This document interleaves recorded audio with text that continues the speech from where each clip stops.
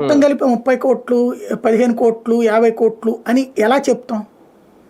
సంబంధితమైనటువంటి నిపుణుల్ని తీసుకొచ్చి వాళ్ళతో చెక్ చేపిస్తే అవన్నీ నోట్ల కట్టలేనా, లేదా పేపర్ల మధ్యలో నోట్లు ఉన్నాయా, పేపర్ల పక్కన ఇట్లాంటి సాధారణంగా ఇళ్లలో మహిళలు రూపాయి దాచుకుంటుంటారు, వివిధ చోట్ల పెట్టుకుంటుంటారు, ఇంట్లో వాళ్ళకి తెలియనీయకుండా ఉండటం కోసం, భర్తకి తెలియనీయకుండా ఉండటం కోసం, పిల్లలు కూడా దాచుకుంటారు తల్లిదండ్రులకు తెలియకుండా. వీళ్ళది పెద్ద స్థాయి కాబట్టి కొంచెం ఎక్కువ రూపాయలు దాచుకోవచ్చు కూడా.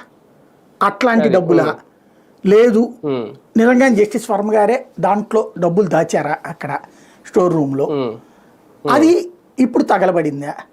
ఇది ప్రైమరీ ఇన్వెస్టిగేషన్కి ఆదేశించాలి. కానీ అక్కడ ధర్మం తప్పాం, మనం వ్యవస్థీకృతమైనటువంటి పొరపాటు చేసాం. ఏంటి అంటే వాళ్ళకున్న విచక్షణాధికారులు విశేషాధికారాలను బేస్ చేసుకుని దాని మీద ఏ కేసు నమోదు చేయలే. కాకపోతే దానివల్ల ఏమైపోయింది, అదంతా తీసుకెళ్ళి పారబోసారట.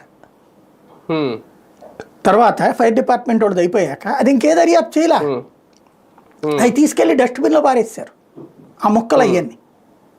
ఆ విషయం తాజాగా ఆ శానిటరీ డిపార్ట్మెంట్ వాళ్ళు కూడా చెప్పారు, ఇట్లాగా చెరిగిన మొక్కలు వాడి ఉన్నాయి, తగలబడినటువంటి వాటిట్లో మొక్కలు అన్నటువంటి. దెన్ ఇంక ఇప్పుడు ఎలా దర్యాప్తు చేస్తారు? కొలీజియం వ్యవస్థ న్యాయమూర్తులు నియామకాలు పెట్టుకున్నప్పుడే న్యాయమూర్తులు ఎవరెవరిని ప్రపోజల్స్ వచ్చినాయి వాళ్ళకి సంబంధించి